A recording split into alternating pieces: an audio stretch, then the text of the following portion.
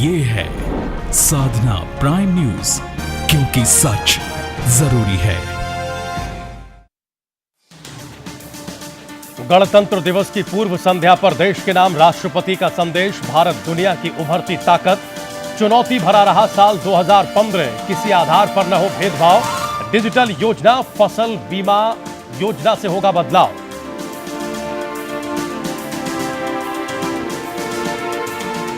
Bharat France के बीच fighter plane Rafale समेत 14 समझौते हुए। मोदी ने कहा, मानवता का दुश्मन है आतंकवाद, इससे मिलकर लड़ना होगा सबको।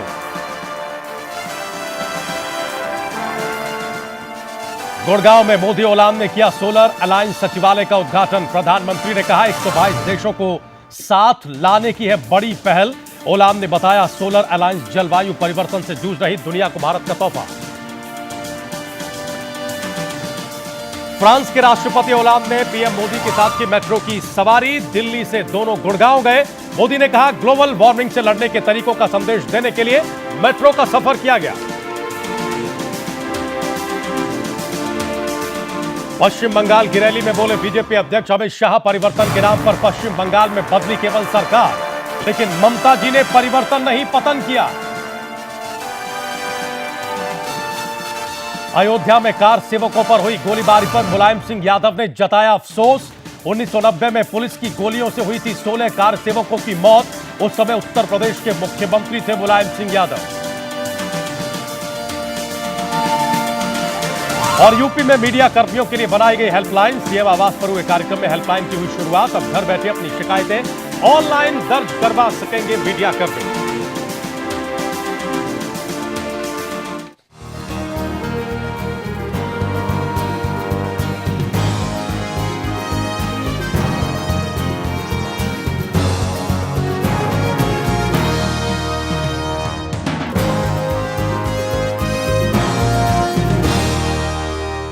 नमस्कार, स्वागत है आप सभी का साधना प्राइम न्यूज पर। मैं हूं राजीव रघुनंदन। सियासत की बिसात पर खेल भी अजीब होते हैं। इस खेल के नियम और मोहरे भी अलग तरह के होते हैं। सियासत के खिलाड़ी अपने हिसाब से मरे हुए मोहरों को जिंदा करने की ताकत रखते हैं। उत्तर प्रदेश में 2017 की चुनावी बिसात बीत चुकी है और एक दूसरे को शय और मात देने का खेल भी शुरू हो गया है। अब इसे आप समाजवादी पार्टी के मुखिया मुलायम सिंह यादव का 25 साल पहले की घटना के लिए अफसोस जताना कहें या फिर उनकी चुनावी रणनीति का हिस्सा, इसका एक ही मकसद दिख रहा है। एक ही सवाल निकलकर सामने आ रहा है कि 2017 में यूपी की सत्ता पर आखिर दोबारा काबिज कैसे हुआ जाए। आखिर 25 साल बाद मुलायम सिंह को पीड़ा क्यों महसूस हुई। दरअसल कर्पूरी ठाकुर की जयंती के मौके पर मुलायम ने अयोध्या में कार सेवकों पर फायरिंग करवाने पर दुख व्यक्त किया, अफसोस जताया। इस फायरिंग में हम सब जानते हैं कि 16 लोग मारे गए थे। हालांकि उन्होंने यह भी कहा कि अगर और भी जाने जाती तब भी वो धर्म स्थल को बचाते। अब यह तो वही बात हुई कि चित भी मेरी और पट भी मेरी। सवाल है कि सियासत में तटस्थता के मायने क्या हैं? आखिर मुलायम सिंह यादव क्या चाहते हैं? अब मुलायम सिंह यादव को कार सेवकों के मारे जाने का दुख क्यों हो रहा है? मुलायम सिंह अब क्यों यह कह रहे हैं कि उन्होंने इसके लिए इस्तीफा भी दे दिया था? मुलायम सिंह यादव राजनीति के मजे हुए खिलाड़ी हैं। सार्वजनिक तौर पर उन्हें कोई भी बात कही है तो इसके जरूर मायने होंगे। सवाल यह है कि क्या मुलायम सिंह यादव को बीजेपी के हिंदू एजेंडे से डर लगने लगा है? क्या राम मंदिर का मुद्दा मुलायम सिंह के लिए खतरा बन गया है? आखिर मुलायम सिंह अपने आप को इतना मुलायम दिखाने की कोशिश क्यों कर रहे हैं? क्यों वो सॉफ्ट हिंदुत्व का रास्ता अपना रहे हैं? आज प्राइम एजेंडा इसी मुद्दे पर।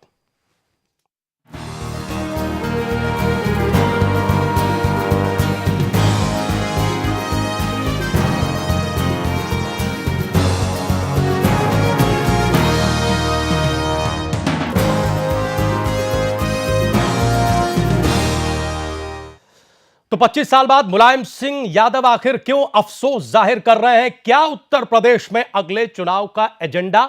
सेट हो गया है? क्योंकि हम पिछले कुछ दिनों में भारतीय जनता पार्टी के नेताओं के बयानों को देखें या फिर उत्तर प्रदेश में सियासत जो मंदिर के आसपास घूम रही है उसे देखें और मुलायम सिंह यादव के इस अफसोस को देखें तो कहीं कहीं ये अंदाजा लगने लगता है, ये संकेत मिलने लगते हैं। क्या मुलायम सिंह यादव उत्तर प्रदेश में अगले चुनाव का एजेंडा सेट कर रहे हैं या फिर सॉफ्ट हिंदुत्व धीरे धीरे मुलायम सिंह यादव की भी मजबूरी बन रहा है जिस बयान पर वो आगे बढ़ रहे हैं? एक बहुत ही तजुर्बेकार सम्मानित पैनल हमारे साथ मौजूद है। बहुत जल्दी से अपने पैनल से आपका परिचय कराते हैं। हमारे साथ यहां नोएडा स्टूडियो में 3 खास मेहमान हैं। हमारे साथ बहुत ही सम्मानित वरिष्ठ पत्रकार पीयूष पंत जी आज की डिबेट में हैं। हमारे साथ संघ के जानकार बहुत ही सम्मानित जितेंद्र तिवारी जी हैं। हमारे साथ कांग्रेस पार्टी के नेता अजय वर्मा है और हमारे साथ समाजवादी पार्टी के नेता रविदास मल्होत्रा साहब हैं। सभी मेहमानों का बहुत स्वागत है। रविदास मल्होत्रा साहब, हम ये जानना चाहते हैं कि क्या उत्तर प्रदेश में समाजवादी पार्टी अब चुनावी एजेंडा सेट करने की तरफ बढ़ रही है? क्या 25 साल के बाद जो अफसोस जाहिर कर रहे हैं मुलायम सिंह यादव, दरअसल वो चुनावी मजबूरी है?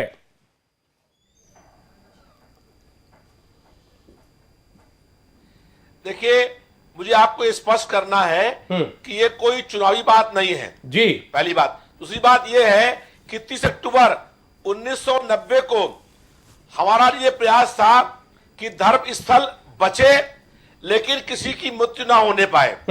यह प्रयास था कि वहां पर जो बहुत भीड़ इकट्ठा है उस भीड़ को रोका जाए लेकिन कोई दुर्घटना या कोई पुलिस फायरिंग या कोई मौत ना होने पाए। और ये काफी प्रयास किया गया कि वहां पर धर्म स्थल को क्षतिग्रस्त ना हो पाए वो और कोई किसी की हत्या ना हो। रविदास मल्होत्रा साहब, सारी बातें ठीक है, हम जानना ये चाहते हैं कि इसकी याद अब क्यों आ रही है जब उत्तर प्रदेश में चुनावी साल है? सर, सीधी बात यह है।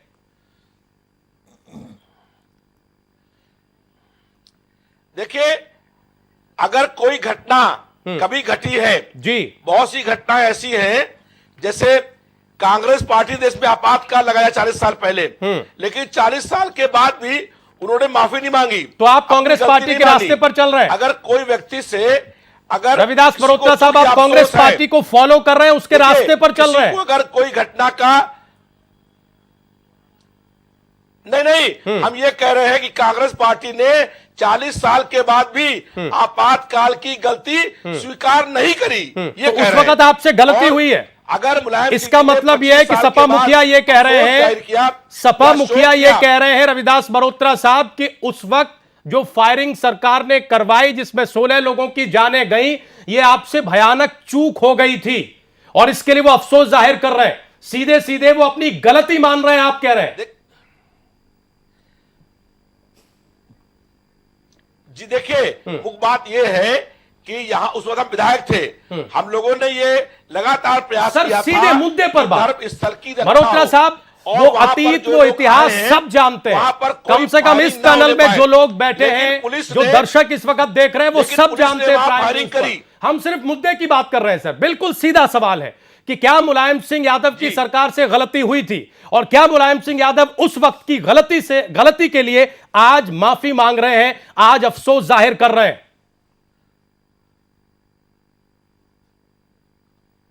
देखिए, मुलायम सिंह जी ने अगर ये कहा है कि हमको अफसोस है और दुख है, तो इसका मतलब जो लोगों की मौत हुई थी उस मौत पर वो अफसोस जाहिर कर रहे हैं। इस अफसोस को जाहिर करने में इतना वक्त क्यों लग गया सर? प्रयास था मल्होत्रा साहब, ना कर पाए। इस अफसोस को जाहिर करने में इतना वक्त क्यों लग गया और 2016 में इस अफसोस की याद क्यों आई? मौत ना होने पाए। 2016 में इस अफसोस की याद क्यों आई? इतना वक्त क्यों लग गया? सार्वजनिक मंच से माफी मांगने में सपा मुखिया को 25 साल क्यों लग गए? देखिए, क्यों 2017 से पहले अब ये अफसोस बड़ा दिखाई दे रहा है? क्या मुलायम सिंह यादव अब सॉफ्ट हिंदुत्व का कार्ड खेल रहे हैं? क्या उनको यह लगता है कि अब मुस्लिम वोट बैंक हमारी जेब में है, अगर दोबारा सत्ता में लौटना है तो हिंदू वोट बैंक पर थोड़ा कब्जा करो? क्या यह सारा अफसोस उस तरफ इशारा कर रहा है मल्होत्रा साहब? नहीं, देखिए, इसका कोई वोट बैंक से मतलब नहीं है। ये एक उन्होंने कर्पूरी ठाकुर जी के उस जन्म दिवस के ऊपर अपनी बात कहते हुए जो है एक बात ये कही कि जो घटना उस समय हुई मतलब थी, मुलायम सिंह यादव ने जो बात कही उसका कोई मतलब न निकाला जाए, बेकार की बात थी वो। दुख और अफसोस है। नहीं, वो बेकार की बात थी, इसका मतलब उनका कोई अर्थ न निकाला जाए। आपकी पार्टी के अध्यक्ष की बात को हम लोग बिल्कुल गंभीरता से न लें, इसका मतलब नहीं। ये हम कहां कह रहे हैं? हम ये कह रहे हैं इसका कोई चुनाव से मतलब नहीं निकालिए। क्यों? ये बात वो 2012 में कह देते। उस वक्त कोई ऐसा तो है नहीं कि जनेश्वर मिश्रा और कर्पूरी ठाकुर को पहली बार श्रद्धांजलि दे रहे हो उनकी जयंती पर मुलायम सिंह यादव। तो अगर मुलायम सिंह जी ने, मल्होत्रा साहब सवाल तो लीजिए सर, टू दी पॉइंट सवाल लीजिए और टू दी पॉइंट जवाब दीजिए। मल्होत्रा साहब बगले मत झांकिए, टू दी पॉइंट सवाल लीजिए और सवाल का जवाब दीजिए। सवाल यह है कि 2012 में ये याद नहीं आई, 2013 में नहीं आई, 14 में नहीं आई, पूरा 15 निकल गया तब नहीं आई, 2016 में ये याद आ रही है। ऐसा क्यों? पहले भी पार्टी ने कर्पूरी ठाकुर और जनेश्वर मिश्रा की कई बार उन्हें श्रद्धांजलि दी है, हर साल मनाई जाती है, हर साल। अब क्यों? देखिए, पहले भी ये बात कही गई है कि 30 अक्टूबर 1990 को धर्म स्थल बचाने का प्रयास था, जो कि हाई कोर्ट का आदेश था। तो उस आदेश में अफसोस जाहिर नहीं किया मुलायम सिंह यादव ने कभी, सर रक्षा करनी है। अफसोस जाहिर नहीं किया कभी। फायरिंग के आदेश नहीं दिए गए। क्या मुलायम सिंह यादव चुनावी भाषा बोल रहे हैं? सीधा बताइए सर, मल्होत्रा साहब सीधा बताइए। कभी कभी बेबाक जवाब भी देने चाहिए, हर सियासी मजबूरी को साइड में रख के। क्या आपको लगता है कि अब सिर्फ और सिर्फ मुस्लिम वोट बैंक के जरिए आप उत्तर प्रदेश की सत्ता पर दोबारा काबिज नहीं हो सकते? अब आपको लगता है कि नहीं, हिंदुत्व को भी थोड़ा टटोलना पड़ेगा और यह भाषा बोलना, इस तरह का अफसोस जाहिर करना अब आप लोगों की मजबूरी बन गया है? सीधा जवाब मल्होत्रा साहब। देखिए, मैंने पहले आपसे कहा कि ये कोई वोट की राजनीति के लिए बात नहीं कही गई है। ये जो है वो एक उनको अफसोस हुआ, दुख हुआ। इतने दिनों बाद क्यों हुआ मल्होत्रा साहब? इतने दिनों बाद क्यों हुआ? ये सियासत में कौन सी ऐसी सुविधा है? नहीं, बस अजय जी आ रहे हैं, अजय जी आ रहे हैं। मल्होत्रा साहब सियासत में, मल्होत्रा साहब बस आ रहे हैं सर, आ रहे हैं, जवाब दे रहे हैं, बस आ रहे हैं, आ रहे हैं, 1 मिनट आ रहे हैं। मल्होत्रा साहब उधर दिए ये सियासत में कौन सी ऐसी सुविधा है जिसमें सब कुछ चुनावों से पहले याद आता है? भारतीय जनता पार्टी को भी मंदिर निर्माण की याद आ रही है, लेकिन चुनावों से पहले शिलाओं का आना जाना वहां पहुंच रहा है तेजी से। चुनाव से पहले सुब्रमण्यम स्वामी भरोसा जता रहे हैं कि दिसंबर तक डिसीजन आ जाएगा। चुनाव से पहले क्यों ये चुनावों से पहले राजनीतिज्ञों को इस तरह के ख्याल आते हैं? हाँ, आपकी बात सही है। ये आस्था की बात है। इसको चुनाव के और राजनीति के लिए जोड़ना उचित बात नहीं है। मेरा तो मानना ये है कि दुनिया का मालिक, अच्छा, समाजवादी पार्टी ये चाहती है कि अयोध्या में मंदिर बने, उसी का नाम अल्लाह है। मल्होत्रा साहब, समाजवादी पार्टी ये चाहती है कि अयोध्या में मंदिर बने। एक लाइन में जवाब दे दीजिए मल्होत्रा जी। आप चैनल पे बैठे हैं, आस्था के लिए बैठे हैं, मुझे बता दीजिए जरा। एक मिनट अजय जी, बिल्कुल आप ही के पास आ रहे हैं। से ये कहना है कि सुप्रीम कोर्ट में केस चल रहा है, जो सुप्रीम कोर्ट निर्णय करेगा उसको पूरा देश माने। मुद्दा ही नहीं है वो तो। सुप्रीम कोर्ट, हाई कोर्ट का फैसला हुआ कि 1/3 मंदिर, मल्होत्रा साहब कहीं ऐसा तो नहीं कि आप फंस गए और 1/3 वहां खाड़े के लिए। मल्होत्रा साहब कहीं ऐसा तो नहीं कि आप फंस गए? उत्तर प्रदेश में चुनावी वैतरणी कैसे पार की जाए कुछ अभी अंदाजा नहीं लग रहा है। इसलिए कभी मोदी की नीतियों की तारीफ हो जाती है, कभी अफसोस जाहिर कर रहे हैं, कभी विकास के एजेंडे को ले आते हैं, सब कुछ टटोल के देख रहे हैं कि जो कुछ चल जाए। देखिए, ये मामला सर्वोच्च न्यायालय में चाराधीन है। ये बात तो मुलायम सिंह जी को भी मालूम होगी, फैसला करेगा। ये बात तो मुलायम सिंह जी को भी मालूम होगी, फिर अफसोस जाहिर करने का मतलब? हम लोग मल्होत्रा साहब, ये बात मुलायम सिंह जी को मालूम होगी कि नहीं होगी? देखिए, हम फिर अफसोस जाहिर करने का मतलब? सर्वोच्च न्यायालय का जो फैसला हो उस फैसले को पूरा देश माने। ये बयान भी बहुत चुनावी सुविधा हो गया। ठीक है सर, ठीक है मल्होत्रा साहब, हम आपकी मजबूरी समझते हैं, हम आपकी मजबूरी समझते हैं, हम आपकी मजबूरी समझते हैं और आपकी हौसला अफजाई करते हैं कि आपने कम से कम इस मुद्दे पर पार्टी का स्टैंड रखने का निर्णय प्राइम न्यूज पर किया है। लेकिन हम ये उम्मीद करते हैं कि और बेबाकी से टिप्पणी करें, न खुद उलझें और न दर्शकों को उलझाएं, क्योंकि समाजवादी पार्टी उत्तर प्रदेश की सत्ता पर काबिज है।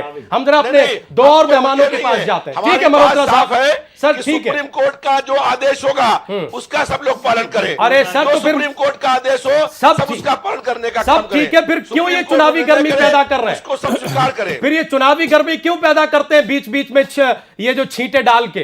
क्या जरूरत थी फिर इस बयान को देने की? हम अभी से आपके सामने ये कह रहे हैं कि सुप्रीम कोर्ट जो निर्णय करेगा ठीक है। उस निर्णय को हम मानने का काम करेंगे। लेकिन बीच बीच में आग में घी डालने का काम और भी पूरा करते देश रहेंगे, सुप्रीम जिससे हमारे कोर्ट के वोटों का निर्णय को पोलराइजेशन मानने हो का काम जाए, करे। जिससे हम दोनों तरह की धारा पर चल सके, जिससे हम मुसलमानों के हितैषी भी बने रहे और हिंदुओं को भी इस मुगालते में रखें कि हम तुम्हारे भी हितैषी हैं। बीच बीच में हम बिजली, सड़क, पानी की भी बात करते रहे और ये दिखाते रहे कि नहीं साहब, विकास भी हमारे एजेंडे में है। ठीक है मल्होत्रा साहब, हम आते हैं आपके पास, हम आपकी मजबूरी समझते हैं। हमारे साथ अजय वर्मा जी हैं, जितेंद्र तिवारी जी हैं, पीयूष पंत जी हैं, कुछ और खास मेहमान हमारे साथ जुड़ेंगे। भारतीय जनता पार्टी का रिएक्शन क्या है, आपसे थोड़ी देर में हमारे साथ इरफान अहमद साहब होंगे, अल्पसंख्यक मोर्चे के नेता हैं, वो हमारे साथ जुड़ेंगे। हम अजय जी जानना चाहते हैं कि क्यों नेताओं की याददाश्त में इस तरह की टाइमिंग सेट है कि जब चुनावी वर्ष आने लगे तो उन्हें वो सब कुछ याद आने लगता है जिसे वो सत्ता के 3-4 साल भूले रहते हैं। देखिए राजीव जी, वैसा तो आपके तीखे जो सत्संग आके दोहरे जो ही नाविक के तीर देखत में छूटे लगे अर्थ बड़े गंभीर, ये काम आप तो बाखूबी कर लेते हैं।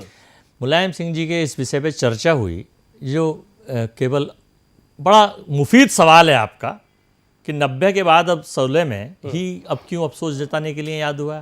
फिर जवाब दिया उन्होंने कि साहब ये आस्था का प्रश्न है। तो मेरे राज्य मंत्री रहे हैं और विधायक हैं, वर्तमान में सपा के नेता हैं, बुजुर्ग हैं, वो कोई आस्था के लिए वो इस चैनल पे बैठे हैं कि मैं आस्था के लिए चले आए हैं। एक राजनीतिक पार्टी का प्रतिनिधित्व करते हैं, राजनीति में अलग चीज़ है, आस्था अलग चीज़ है। आप पार्टी के प्रति आस्थावान हो सकते हैं। तीसरी चीज़, ये तो मुलायम सिंह जी सपा सुप्रीमो है, सपा के मुखिया हैं, कभी बिहार में जाके गठबंधन बना लेते हैं, फिर उस गठबंधन को तोड़ के चले आते हैं, फिर मोदी जी की कभी मिलकर तारीफ करते हैं, फिर कभी भारतीय जनता पार्टी की एकदम लठ उठाकर उसके खिलाफ आंदोलन और हंगामे शुरू कर देते हैं, फिर कभी जाके मुजफ्फरनगर में चुनावों से पहले जो 2014 के चुनाव थे, सब देश को पता है कैसे क्या करने। अब एग्जैक्टली बात यही है कि 2017 के चुनाव सिर पर हैं, समय उसके लिए बहुत कम है, और अब ये बातें अगर ना की जाएं तो फिर कब की जाएंगी? नहीं, वो ये कह रहे थे, एक लाइन में इशारा ये भी कर रहे थे कि हमने कांग्रेस से सीखा है। नहीं, कांग्रेस ने भी यूपीए 1, यूपीए 2 में चुनाव से पहले वो होता है ना हर बार 84 के सिख दंगों के लिए एक माफीनामा छप जाता है या उन्होंने ये एक अफसोस जाहिर हो जाता है। आपातकाल की जो गलती करी लगा करके उसकी आज तक माफी मांगने का काम नहीं किया। आपको और 1992 में जब नरसिम्हा राव परिभाषा क्या है और कांग्रेस इस पार्टी की तरह सरकार के दिल्ली में किसी थी, विवादित उस समय स्थल के मस्जिद गिराई मूवमेंट गई। के उस पर इस उस विवाद का समय क्या है? कांग्रेस मल्होत्रा पार्टी साहब ने सुन कोई लीजिए कार्रवाई सर, नहीं करी। हमने और 12-14 मिनट जिम्मेदार आपको दिए सर। अजय जी को कांग्रेस सुन पार्टी लीजिए। 19 सितंबर मल्होत्रा साहब, 1992 तुलनात्मक को अध्ययन दिल्ली का में मल्होत्रा कांग्रेस साहब, पार्टी की सरकार थी। और 12 मिनट हमने आपसे सवाल किए। जनता को मुलायम बताइए, सिंह जी हमने हैं, 12 मिनट अभी आपसे तो सवाल आगे किए, आगे आगे को सुन लीजिए। देखिए, दिल्ली में अभी तो कांग्रेस आगे पार्टी आगे की सरकार देखिए थी। होता है और क्या। कांग्रेस अभी पार्टी तो की ये सरकार शुरुआत में है, अभी धर्म तो ये संकट प्रारंभिक का काम हुआ था। स्टार्टिंग है। आज इस पे अफसोस जता गया है, अरे कल आप को हो बताइए सकता है इसका लोगों कोई को, और आंकड़ा पूरा देश निकल जाने जाए, परसों कि 30 आंकड़ा 6 निकल जाए, सितंबर क्योंकि अप्रोक्ष दिल्ली रूप से में तो उत्तर कांग्रेस प्रदेश की पार्टी की सरकार सरकार थी को माननीय और मुलायम सिंह कांग्रेस जी चला पार्टी रहे की हैं। सरकार ने अखिलेश जी धर्म स्थल तो करवाने का काम बना किया दिया था। गया है मुख्यमंत्री ने। मेरे पूरा तो सुन लीजिए राजीव जी, आप हमें कम टाइम देते हैं, फिर हम आप ये कहेंगे कि पूरा बोले कर समय रहे हैं। लीजिए, पूरा समय लीजिए अजय जी, हाँ, पूरा तो समय मैं लीजिए। यही तो कह रहा हूं कि मेरे आदरणीय बुजुर्ग जरा सुन तो ले, मैं आगे क्या कहने जा रहा हूं। ये 2017 के लिए उत्तर प्रदेश की जनता अब जागरूक हो चुकी है, वो जाग चुकी है, वो सब समझ रही है। वोटर बहुत जागरूक हो गया। ये जो बार बार के चुनाव मुलायम सिंह हथगंडे जी अजय जी हैं, अफसोस जाहिर करके किसे जागरूक कर रहे हैं? मैं इसलिए बता रहा हूं कि इस हथकंडे को अक्सर आपने देखा हो कि समाजवादी पार्टी किसी एक वर्ग विशेष को ज़्यादा सुविधाएं और ज़्यादा सपोर्ट करने में विश्वास रखती है। अब जब चुनाव के मूवमेंट्स की स्टेज जब ले आई, हालांकि अभी स्टेज बिल्कुल अलग है उत्तर प्रदेश में। आज की तारीख में अगर चुनाव हो जाते हैं तो अस्थिर मीन्स हंग विधानसभा या किसी का कोई स्पष्ट कांग्रेस पार्टी की सरकार नहीं बनेगी कि नहीं, किसी का कोई स्पष्ट मत है ही नहीं, कांग्रेस ना पार्टी की समाजवादी बनेगी का, कि ना नहीं कांग्रेस बनेगी, का, क्योंकि ना सर आए दिन सपा नेता का, तो ना अपनी बसपा अपनी का, पार्टी ना की बीजेपी सरकारों नहीं। के दावे करते हैं। हम तो ये बता रहे हैं अब मैं मतलब राहुल जी जो अभी गए थे बुंदेलखंड, वही तो बताने जा रहा वो हूं कोई काम आने वाले कि नहीं। आज की तारीख में अगर चुनाव होता 17 के लिए इट्स टू अर्ली।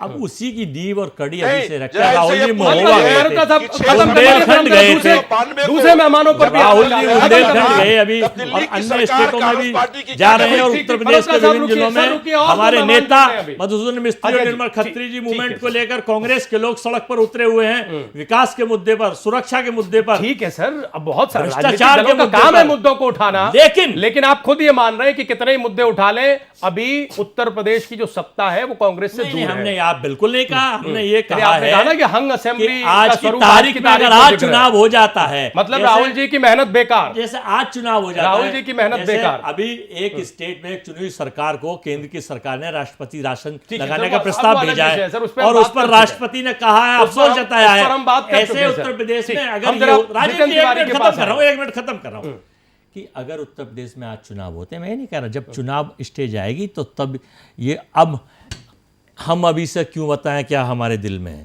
तो हम ये चीज बता रहे हैं कि हम प्रैक्टिकल के तौर पर भ्रष्टाचार के खिलाफ, महिला सुरक्षा के खिलाफ, छात्रों को उनको योग्यता के आधार पर सारी चीजें दिलाना, रोजगार के ऊपर पूरे मूवमेंट को लेकर पूरे प्रदेश में लड़ाई लड़ रहे हैं और आने वाले कल में भी हम लोग लड़ते रहेंगे। बस अजय जी, हम जरा जितेंद्र तिवारी जी को चर्चा में ले आए, संघ के जानकार हैं। जितेंद्र जी, हम ये जानना चाहते हैं बहुत ईमानदारी से कि मुलायम सिंह यादव जी के इस बयान को किस नजरिए से देखा जाए। मल्होत्रा साहब ये कह रहे हैं कि नहीं साहब, इसे बिल्कुल भी चुनावी या वोट की राजनीति से मत देखिए। ये उन्होंने एक अफसोस जाहिर कर दिया, पहले भी उन्होंने ऐसी बात कही है।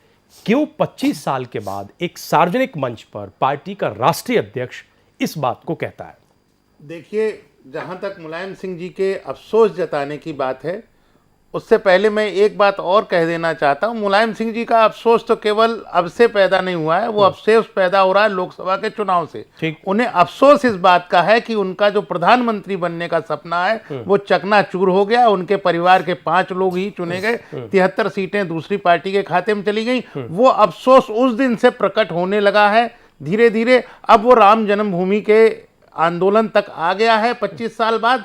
लेकिन मैं यहाँ एक बात बहुत स्पष्ट कहना चाहता हूँ कि जो आप दिखा रहे हैं कि 16 लोग मारे गए, वो सरासर झूठ है। सरकारी आंकड़ा है सर, ये सरकारी आंकड़ा है। 30 अक्टूबर को जो वहां मुलायम सिंह जी ने किया, वो एक दिन कानूनी रूप से किया और 2 अक्टूबर को वहां मुलायम सिंह जी के पर्सनल लोग गोलियां चला रहे थे, नरसंहार किया था लोगों को। सारी बात ठीक है जितेंद्र सर, सारी बात ठीक है, लेकिन क्या इस बात से आप लोग खुश हैं? नहीं, वो ठीक है, वो बहुत बड़ा नरसंहार था, बड़ा नरसंहार था, आपके मुताबिक मान लिया। नहीं जितेंद्र जी, मान लिया। मैं ये कह रहा हूं कि मुलायम सिंह जी के इस रवैये को, उनके इस अख्तियार को आप लोग अप्रिशिएट करेंगे या नहीं करेंगे? अगर वो उन्होंने सार्वजनिक मंच से मान लिया कि साहब मेरी कानूनी मजबूरी थी, लेकिन अफसोस है मैंने गोली चलवाई। राजनीतिक लाभ पाने के लिए अगर कोई व्यक्ति अफसोस आज प्रकट कर रहा है तो यह हिंदू समाज उसको माफ करने वाला नहीं है। जितना बड़ा भीषण नरसंहार उन्होंने किया था, वो अफसोस कह देने भर से उनके पाले में जाने वाला नहीं है। उन्होंने जो किया है वो केवल 90 में ही नहीं किया, उसके जवाब दीजिए उसके मल्होत्रा साहब, जवाब दीजिए राजनीति का कार्ड जवाब दीजिए मल्होत्रा साहब, खेलते आए। सर जवाब ले ले मल्होत्रा साहब से, दीजिए।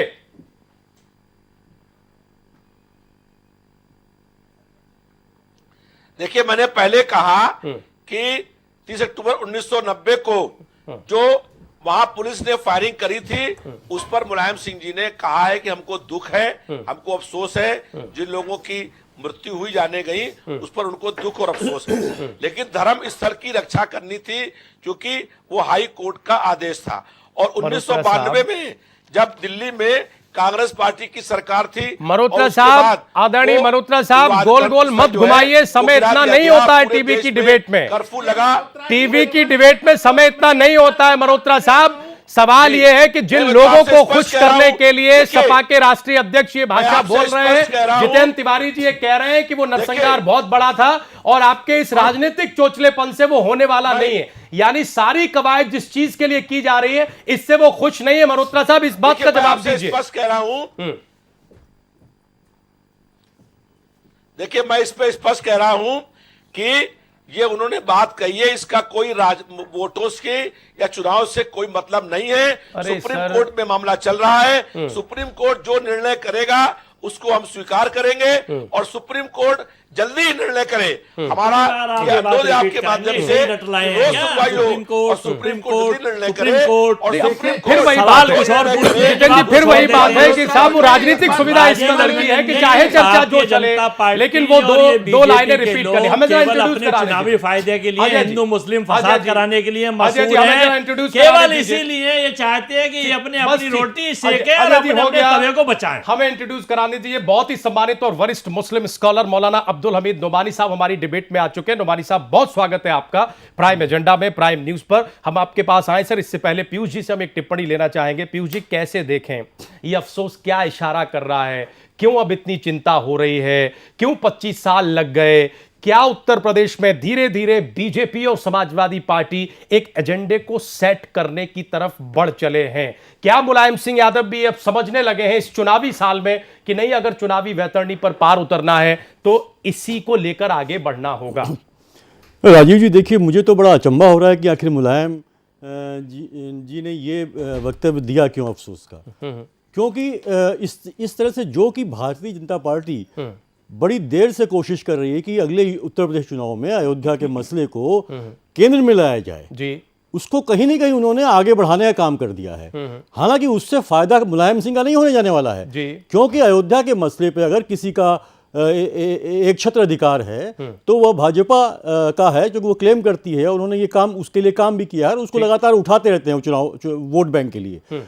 तो मुलायम सिंह को आखिर ऐसी जरूरत क्यों पड़ी और आज 25 साल बाद वो ये अफसोस क्यों जता रहे हैं? उस समय तो वो अपने को चैंपियन मानते थे कि हमने कम से कम जो है फक्र महसूस करते हाँ, फक्र महसूस करते थे कि हमने धर्म स्थल को, जी हाँ, को रोक दिया। एक नहीं 10 बार ये बयान दिए गए कि अगर दोबारा होगा तो हम दोबारा ऐसा करेंगे, अपनी सरकार को भी कुर्बान करने से हम पीछे नहीं हटेंगे, वगैरह वगैरह। तो कहीं ना कहीं इसका फायदा इन्हें, अगर ये सोच रहे हैं कि यूपी के चुनाव में होगा, तो मुझे नहीं लगता है, क्योंकि जो हार्डकोर हिंदू है वो तो निश्चित रूप से भाजपा के साथ रहेगा वो, और जो सॉफ्ट हिंदुत्व में विश्वास रखता है उसको टारगेट करके शायद मुलायम सिंह ने इस तरह के ये एक वक्तव्य दिया है।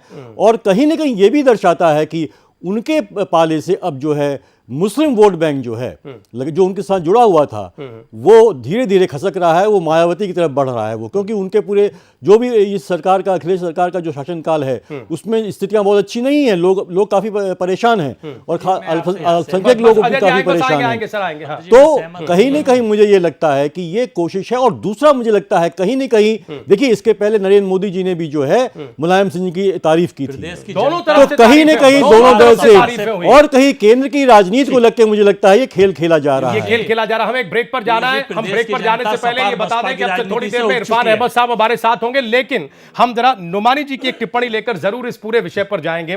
नोमानी जी, जब मुलायम सिंह यादव सार्वजनिक मंच से जनेश्वर मिश्रा या कर्पूरी ठाकुर जी की जयंती पर यह कहें कि साहब हमें बहुत अफसोस है, लेकिन हम संवैधानिक स्थिति परिस्थिति से बंधे हुए थे, ये क्या कोशिश है? इसे आप कैसे देख रहे हैं एक मुस्लिम स्कॉलर होने के नाते? क्या ये तुष्टीकरण की राजनीति पर बढ़ना है? क्या मुलायम सिंह यादव कमजोर हो चले हैं? क्या ये उस एजेंडे को सेट करना है उत्तर प्रदेश में 2017 में, जिस पर अगला चुनाव फोकस हो रहा है? देखिए, मुलायम सिंह को आप जो है कच्चा खिलाड़ी मत समझिए राजनीति और सियासत का। ये माहिर खिलाड़ी हैं। ये जो है वक्त वक्त पे, समय समय पे गोटियां जो है वो चलते हैं। ठीक। और इन्होंने देखा कि अब जो है वो लोगों का झुकाव जो है या तो बीजेपी की तरफ है या उत्तर प्रदेश में, या जो है वो भाजपा की तरफ है। तो अब इन्होंने सोचा कि वो जो है, जो बीच के लोग हैं, उनको जो है अपनी तरफ ये किया जाए। ठीक। आपने खुद कहा और इन्होंने कई बार कहा कि हमने जो है सेकुलरिज्म को, धर्मनिरपेक्षता को बचाने के लिए हमने ये काम किया है। तो आज जो है इनके ऊपर जो है क्या इल्हाम हो गया कि इनको जो महसूस हो रहा है कि हमसे जो है कोई गलती हो गई है। ये पूरा जो है शुद्ध रूप से जो है इनका जो है वो सियासी बयान है। इसका जो है न तो सेकुलरिज्म से को बचाने से कोई लेना देना है, न जो है धर्मनिरपेक्षता को, न फिरका परस्ती के खिलाफ है। ये नहीं, नोमानी साहब, इसका अर्थ ये भी हुआ दूसरे शब्दों में कि 2012 में आपने सत्ता हासिल कर ली मुस्लिम वोट बैंक के जरिए, फिर आपने उन्हें इस्तेमाल कर लिया और फिर अब आप दूसरी भाषा बोलने लगे। ये तो यूज एंड थ्रो की तरह हो गया सियासत में। हाँ, नहीं, वो चिंता आप बिल्कुल ये कर मुसलमानों रहे की खूब करते रहे, लेकिन लग ऐसा रहा है कि नहीं, आपने मुसलमानों को के लिए इन्होंने कुछ किया नहीं, ये कहते रहे सिर्फ, लेकिन इन्होंने, आप देखिए कि जितना कुछ कहा इन्होंने कुछ नहीं किया मुसलमानों के लिए। अब जो है इनको लग रहा है जैसे बिहार में इन्होंने जाके कहा, और कई बार ये कह चुके हैं। मल्होत्रा साहब सुन रहे हैं कितने गंभीर आरोप लग रहे हैं आप पर? नोमानी साहब ये आरोप लगा रहे हैं, वो बाकायदा नुमाइंदगी करते हैं। याद दिला रहे हैं कि सब तमाम तर कोशिशों के बाद जो है ये राष्ट्रीय पार्टी जो है समाजवादी जो है वो नहीं बन पाई है, जबकि जो है बसपा जो है वो तकरीबन बन चुकी है। कुछ ना कुछ लोग उसके खड़े हो जाते हैं चुनाव में। ठीक है, हम मल्होत्रा साहब से जवाब लेंगे। सर, हम एक ब्रेक के लिए रुकेंगे नुमानी साहब, हम मल्होत्रा साहब से जवाब लेंगे। इरफान अहमद साहब हमारी डिबेट में जुड़ेंगे। एक बहुत छोटा सा ब्रेक। सियासी मजबूरियां क्यों हमें उस रास्ते पर ले जाती हैं? क्यों सियासत में सबसे मुफीद काम यही होता है कि जब अपनी सुविधा हो मुद्दे को गड्ढे में दबा देना, उस पर मिट्टी डाल देना, और जब अपनी सुविधा हो तब गड़े मुद्दे को निकाल लेना। एक छोटा सा ब्रेक। भविष्य में उत्तर प्रदेश की राजनीति किस करवट बैठने जा रही है, तुरंत हाजिर हो रहा है।